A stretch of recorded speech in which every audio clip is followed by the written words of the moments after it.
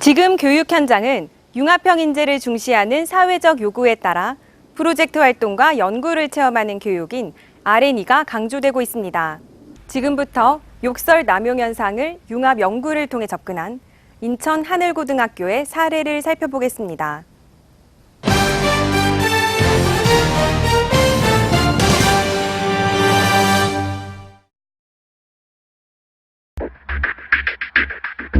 말은 입에서 나가는 순간 주워 담을 수도 되돌릴 수도 없습니다.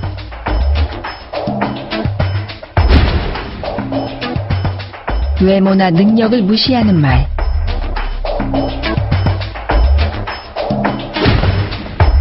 사실이 아닌 소문이나 험담,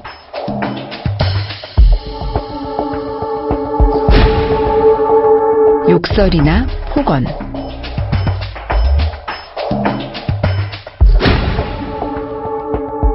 남의 약점 갖고 놀리기.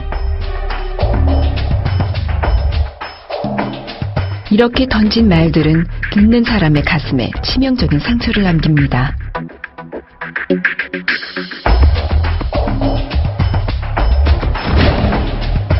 과연 어디까지가 장난이고 어디까지가 폭력일까요?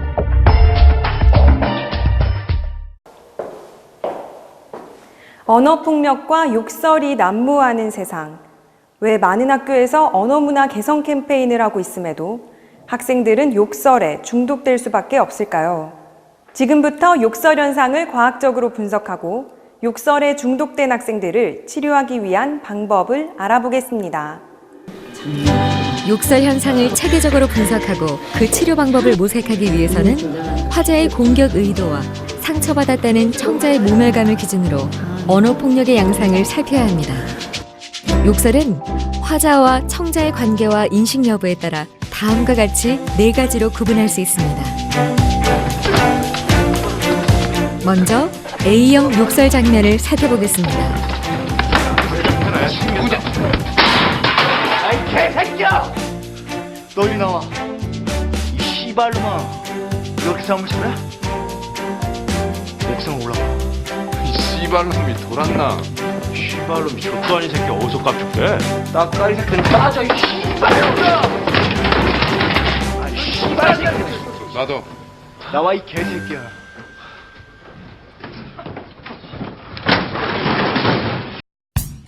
A형 욕설은 욕을 하는 사람과 욕을 수용하는 사람 모두 욕이라고 인식하는 경우입니다. 주로 상대방을 공격하거나 위협할 때 일어나는 상호 주고받는 폭력 상황에서 발생하게 됩니다. 다음은 B형 욕설 장면입니다. 램보, 너 진리 풀렸구나? 아이 씨발놈아. 근데 반갑다. 하지마, 응? 휴. 아이 저거 그 새끼 저거. E형 욕설은 욕을 하는 사람은 욕설이라고 인식하지 못했지만 청자가 이를 욕설이라고 인식하는 경우입니다. 상호 간 언어폭력인 A형 못지않게 피해자와 가해자 관계가 성립하는 B형 욕설이 문제가 됩니다. 상대방이 욕설을 할 때 상대방을 공격해야겠다는 의도를 가지지 않고 했지만 욕설을 듣느니 받아들이는 사람이 그것을 욕설로 받아들였다면 언어폭력이 성립되는 거죠.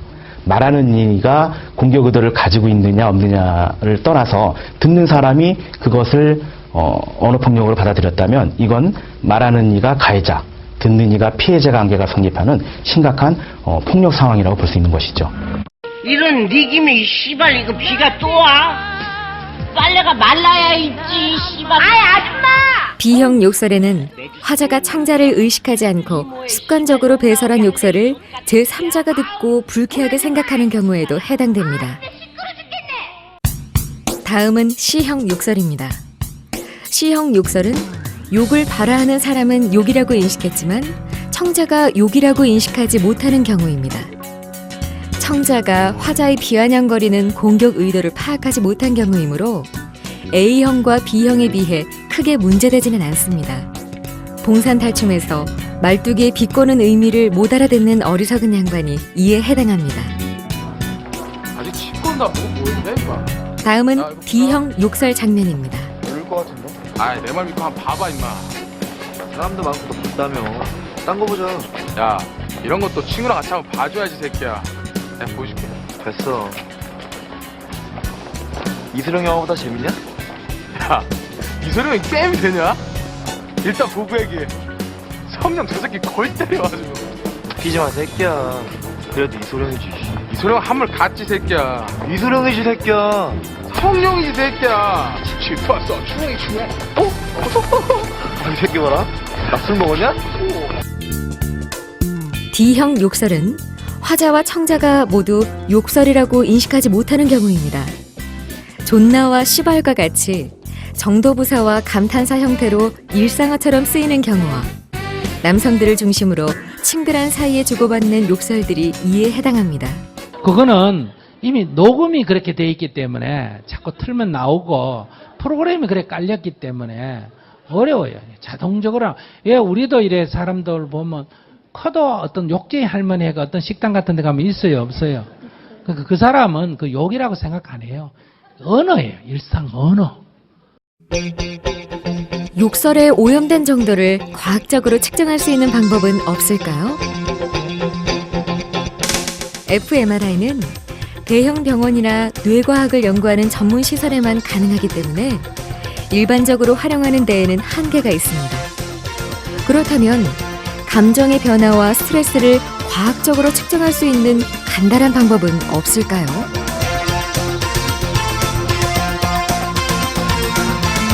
지금 제 손가락에는 GSR, 즉 피부전기 자극 센서가 부착되어 있습니다.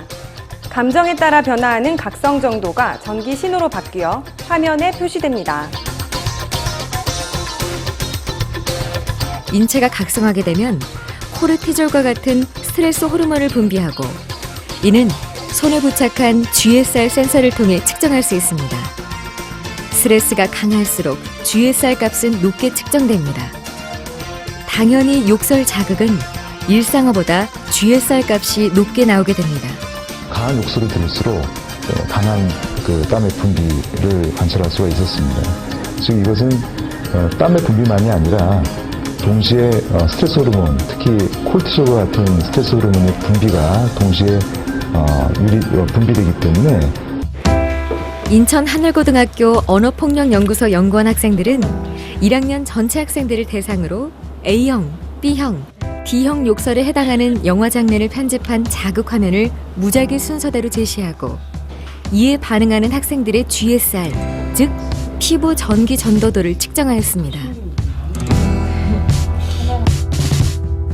그 결과 욕설에 강한 거부 반응을 보이는 학생들은 상호적 언어폭력인 A형에서 각성 수준이 가장 높았고 다음은 일방적 언어폭력인 B형, 일상어 수준인 D형 욕설은 각성 수준이 가장 낮았습니다.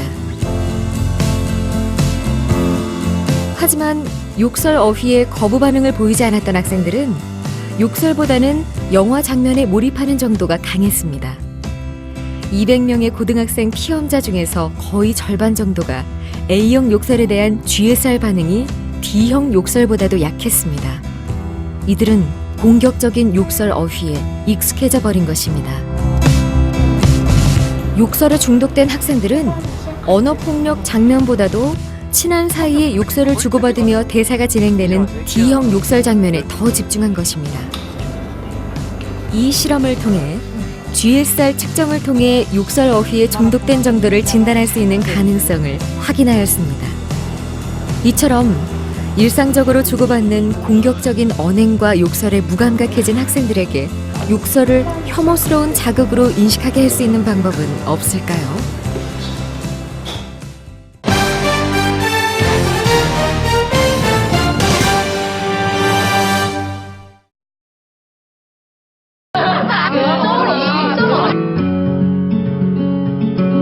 그러니까 그게 뭐냐면 언어폭력이나 욕설을 줄일 수 있는 대안으로 공익광고나 사회적 캠페인 활동이 있습니다. 욕설과 언어폭력을 줄이자는 공익광고의 효과는 어느 정도일까요? 175명의 고등학생들에게 언어폭력의 위험성을 강조하는 포스터 45장을 위협 소구 수준에 따라 상중하로 분류하게 하였습니다. 연구원 학생들은 분류를 마친 학생들의 포스터를 입력하여 데이터로 구축하였습니다. 화면은 각 포스터별로 175명의 학생들이 상중하 비율을 정리한 결과입니다. 이 중에서 많은 학생들이 위협 소구 수준이 낮다고 평가한 포스터를 4개 살펴보겠습니다. 위협 소구 수준이 낮은 포스터들은 입에서 나오는 욕설을 가시적으로 표현한 경우가 많습니다. 가장 위협 소구 수준이 낮은 것으로 평가된 43번은 욕설을 입김으로 약화시켜 표현하였고, 다음으로 수준이 낮은 39번은 입에서 주먹이 나가는 것으로 묘사되었습니다. 세 번째로 낮은 32번 포스터는 언어폭력이라는 붉은 글씨를 강조하였습니다. 네 번째로 위협 소구 수준이 낮은 것으로 평가된 33번은 한글을 이용한 우리나라 광고입니다. 이번에는 많은 학생들이 위협 소구 수준이 높다고 평가한 포스터를 4개 살펴보겠습니다. 위협 수준이 높다고 평가된 포스터들은 욕설에 의해 상해를 입는 잔인한 장면을 유추적으로 활용한 경우가 대부분입니다. 혐오스러운 신체 상해 장면을 동원한 금연 캠페인 활동마저 흡연율을 감소시키는 데 한계가 있었던 것처럼 위협 소구 수준이 높은 언어폭력 예방 포스터만으로 욕설 현상을 줄이는 데에는 한계가 있습니다. 요즘 학생들은 존나가 욕설임을 인지하지 못하고 매우, 훨씬과 같은 정도부사로 사용하고 있습니다. 욕설 의미 교육법은 뜻도 모르고 사용하는 욕설의 뜻을 가르쳐 혐오 자극으로 인식하게 하는 방법입니다. 욕설 의미 교육의 목적은 주로 D형 욕설로 사용되는 정도부사 존나와 호칭어 개새끼와 같은 욕설을 혐오 자극으로 인식하도록 하기 위해서입니다. 아씨앙 숙제 존나 많다. 에이 더러워. 숙제가 성기가 튀어나올 정도로 많아. 아 씨발 언제 나 이렇게 빡쳐 진짜. 아무하고나 성교할 정도로 화가 나. 언제 다 해. 대가리를 칠 정도로 짜증나네. 욕설의 의미 교육법은 위협 소구 수준이 낮은 자료부터 위협 소구 수준이 높은 자료를 활용하는 방법이 있습니다. 이것은 인천 하늘고등학교 언어폭력연구소에서 제작한 욕설 개새끼의 의미를 환기시키는 위협 소구 수준이 낮은 포스터이고, 이것은 욕설 존나의 의미를 직접적으로 설명하는 위협 소구 수준이 높은 포스터입니다. 하지만 이러한 포스터를 널리 배포한다고 해서 욕설의 남용 현상을 감소하게 할 수 있을까요? 청소년들의 대화를 들어보면 말이 참 거칠다 하는 생각 드실 텐데. 몰라서 못하는 것이 아니라 알면서도 안 되는 문제들이 있습니다. 욕설 역시 그 폐해를 알면서도 쉽게 고치지 못하는 문제점들 중 하나입니다. 학교 교육과 캠페인 활동을 통해 태도를 변화시키려는 것 또한 쉽지 않습니다. 현재 많은 학교에서 시행하고 있는 청소년 욕설 문화 개선 교육과 캠페인 활동의 효과가 한 학기 이상 지속되지 않는다는 사실은 충격적입니다. 그런 거에 집중하지 말고 관역에 집중해서 실험을 진행해줘.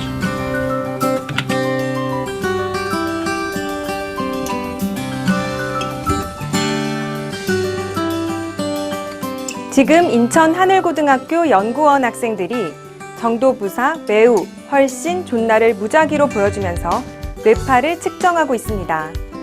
이러한 뇌파 측정 방법을 ERP, 즉 사건 유발 전이 측정법이라고 합니다. 실험에 앞서 실험군과 대조군을 대상으로 측정한 사건 유발 전이를 살펴보겠습니다. 사건 유발 전이에서 P300파는 자극을 본 후 0.3초 근처에 높이 솟아있는 파형입니다. 실험에 참여한 학생들 대부분은 매우, 훨씬, 존나라는 단어를 본 후 발생한 P300 피크 값에 큰 차이가 없었습니다. 일상생활에서 이들 어휘들을 보고 발생하는 무의식적인 뇌파가 동일한 것입니다.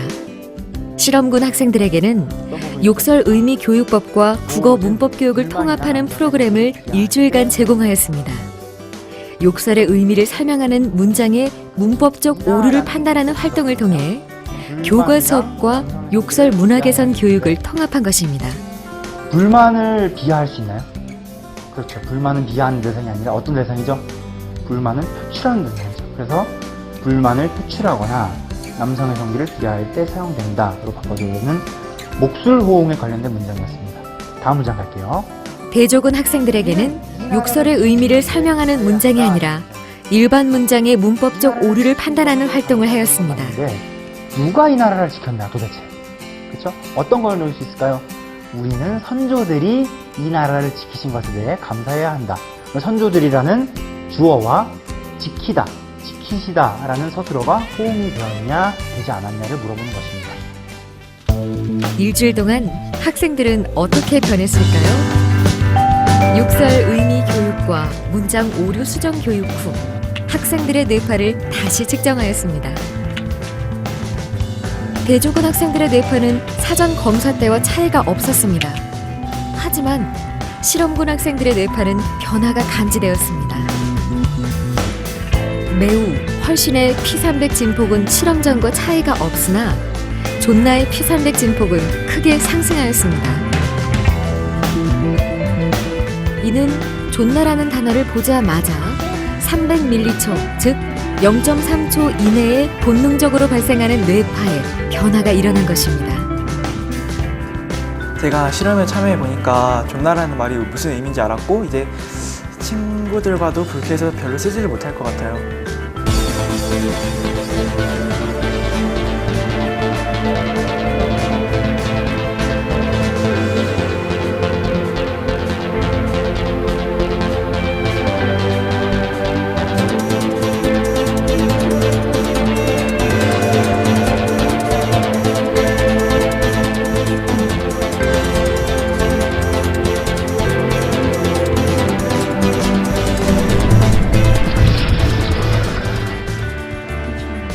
인천대학교 김평원 교수팀은 문법적 사고 과정을 아이 트래커와 뇌파 분석을 통해 실시간으로 파악하는 융합 연구를 해오고 있습니다.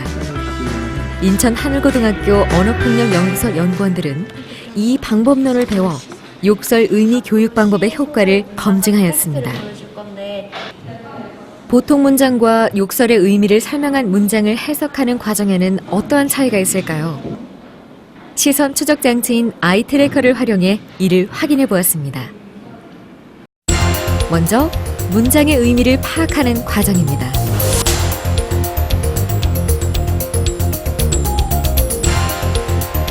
시선이 집중된 곳이 붉게 타오르는 것으로 표현된 히트맵을 보면 문장의 의미를 파악할 때는 특정 단어에 시선을 집중하지 않고 균등하게 시선을 분배하고 있음을 알 수 있습니다.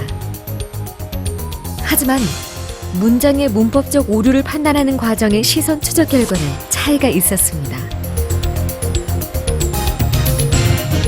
문법적 오류를 판단할 때에는 학생의 문법적 직관과 맞지 않는 부분에 시선이 집중되어 히트맵이 형성됩니다. 화면은 주술 호응이 맞지 않는 문장임을 잘 지적한 시험자의 시선 추적 결과입니다.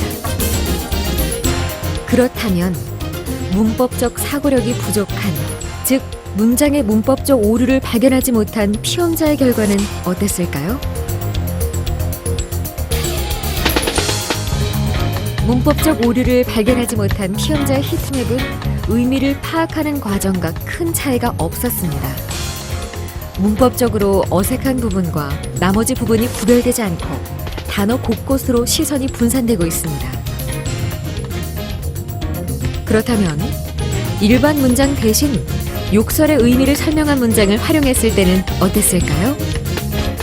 마찬가지로 문장의 의미를 파악하는 과정부터 살펴보겠습니다.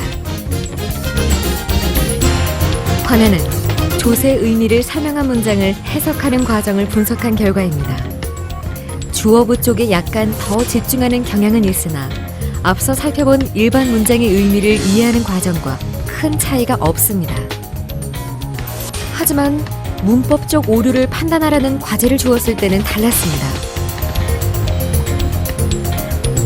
문법적 오류를 찾는 중에도 욕설 어휘에 자주 시선이 가고 있습니다. 결국 최종적으로 문법적 오류가 있는 부분 외에 욕설 어휘에도 강한 히트맵이 형성되었습니다. 이는 문장의 문법적 오류를 판단하는 과정에서 욕설과 관련된 어휘를 반복적으로 되새겨보기 때문입니다.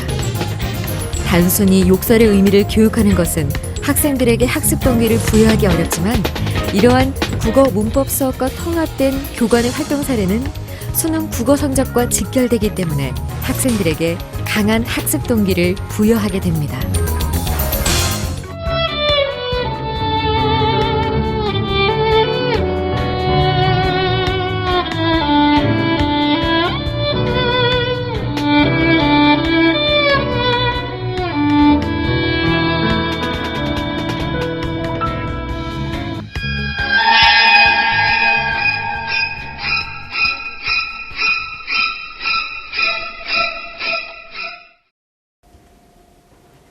GSR과 뇌파를 활용한 생체신호 측정법을 활용하여 욕설 현상을 과학적으로 탐구하는 활동은 RNE는 물론 청소년 언어 문화를 개선한다는 점에서 의미가 있습니다.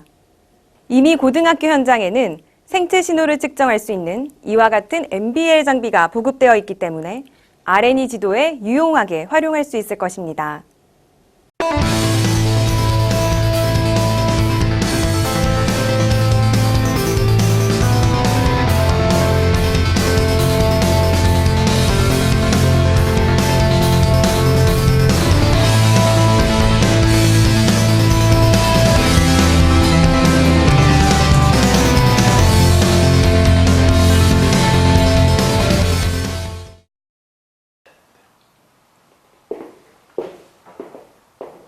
모든 중학교에 자유학기제가 적용되고 고등학교 교육과정도 교과 중심에서 핵심 역량 중심으로 변화하면서 이제 프로젝트와 RNE와 같은 비교과 활동이 교과 활동을 견인하는 시대가 되었습니다.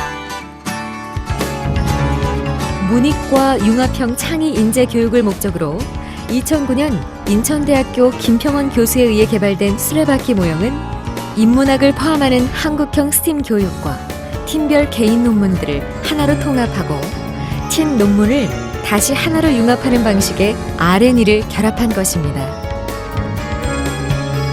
수레바퀴 모형은 바퀴통에 해당하는 중심 테마가 바퀴살에 해당하는 과학, 기술, 공학, 예술, 수학, 역사, 지리, 서재학으로 구성된 8개 개별 연구들을 확장한 후 바퀴태에 해당하는 융합연구로 발전하도록 설계되었습니다. 이 수레바퀴 모형은 주제와 관련된 자료를 모으고 자료들을 압축하여 정보를 만든 후 정보를 정리하여 지식을 구축하는 바퀴살 단계를 지나 다른 팀의 지식과 소통하면서 융합하는 과정을 거치게 됩니다. 수레바퀴 모형은 교사가 학생들과 함께 프로젝트를 설계하고 학생들이 공동 연구자로 참여하는 방식의 프로젝트 수행법을 통해 실현됩니다. 지도교사는 학생들에게 막연하게 연구하라고 권장하는 것이 아니라 대학 연구팀의 지도교사와 마찬가지로 연구 설계와 절차에 적극적으로 개입하게 됩니다. 학생들은 교사와 동등한 연구원으로 프로젝트에 참여하게 됩니다. 이 수레바퀴 모형을 적용한 연구 결과는 2010년, 2011년, 2014년에 KBS 9시 뉴스에 7차례 소개된 바 있습니다. 이 화차가 400여 년 만에 고등학생들의 손으로 복원됐습니다.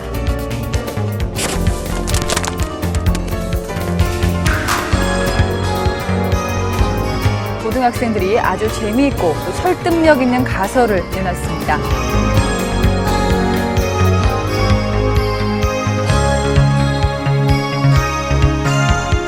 이순신 장군의 23전 전승 기록은 세계적으로도 풀기 힘든 미스테리처럼 회자되어 왔죠. 이순신 장군이 방패연으로 전투를 지휘했다 이런 얘기가 전해지는데요. 실제로 당시에 이런 신호를 보내는 연이 사용됐다는 가설을 담은 논문이 나왔습니다. 더 놀라운 것은 이 논문의 저자가 고등학생들이라는 겁니다. 후퇴를 거듭하는 조선 수군. 마침내 이순신 장군의 명령이 떨어지고 성진하라! 성진하라! 하객진이 펼쳐집니다. 당시 수군은 이 명령을 북소리로 내렸을까? 불가능하죠. 스피커가 바로 위에 달려있음에도 잘 들리지 않거든요. 근데 전쟁 상황에서는 실험을 해보니 북소리와 깃발 신호는 150m 정도 이내에서나 가능할 뿐 넓은 바다에선 무용지물입니다. 이를 극복한 비결은 바로 신호연. 다양한 무늬에 연을 띄워 명령을 내린 겁니다. 전쟁할 때 사용한 연입니다. 이 연이 45종이 내려오고 있습니다. 기발이는 명령 대기, 중몰이 눈쟁이는 포위 선멸을 뜻합니다. 하지만 신호연은 적도 보고 있기 때문에 암호 체계로 운용됐을 것으로 추정됐습니다.